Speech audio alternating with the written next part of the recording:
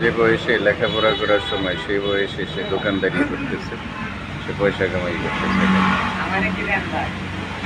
দেখছেন, দোকানে গ্রাহকও আছে, প্রচুর গ্রাহক, বেচা কিনে হচ্ছে, কিন্তু অর্থের তাড়নায় সে ব্যবসা করতেছে।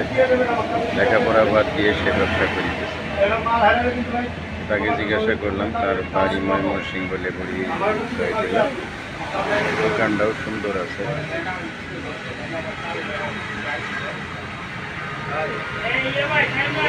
সাজানো গোছানো আছে দোকান।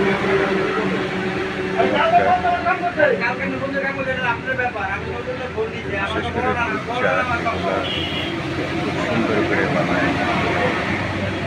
সে যদি লেখাপড়া করতে অনেক দূর এগিয়ে যেতে পারত, অর্থের তাড়নায় সে করতে পারে নাই, আইসে দোকানদার করে সার্টিফিকেট